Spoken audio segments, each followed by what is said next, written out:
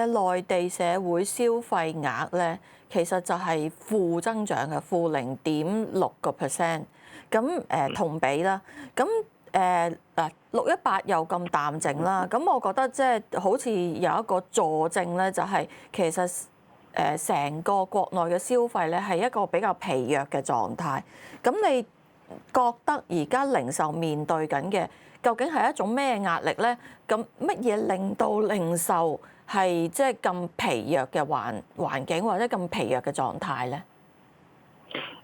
咁其實咧5月嗰個嘅零售數據咧，咁係就可以睇成係618個表現比較平淡啲嘅線索之一啦，或者係其中一個嘅因素啦。咁另外亦都留意得到係即係618購物節嗰個嘅折扣優惠其實冇乜驚喜啦。咁所以即係頭先見到大家傾偈嘅時候阿 Iris 都唔係特登揀618或者雙十一嚟到買嘢啦，其他時間都得嘅。咁就我諗同呢個嘅缺乏驚喜有關啦。咁另外亦都見到個618特別拉長咗嗰個時間嘅時候咧，咁似乎就消費者唔使急住嚟到去做搶購啦，咁就即係可能咧去到618尾聲嘅時候先至去做，亦都得。咁另外一個方面就監管機構啦，咁就監管部門就對於啲平台嗰個內卷式嘅低價嘅競爭咧，都進行咗一個嘅約談啦。咁其實變咗咧就規範咗嗰個嘅零售力度嗰個嘅促銷嘅力度咧，咁亦都係減弱咗。咁呢一啲都係一個嘅疊加因素啦。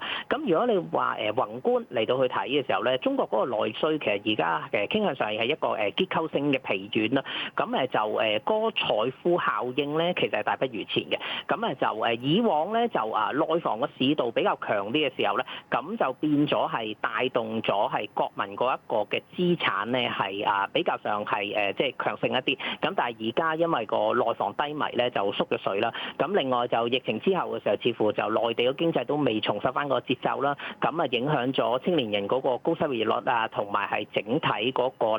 嘅勞工市場。咁就個薪酬咧，亦都係個成長停滯咧。咁變咗就國民咧就認為咧儲蓄係屬於一個防守性嘅舉動咧，多咗人去儲蓄嘅時候咧，呢一個都係壓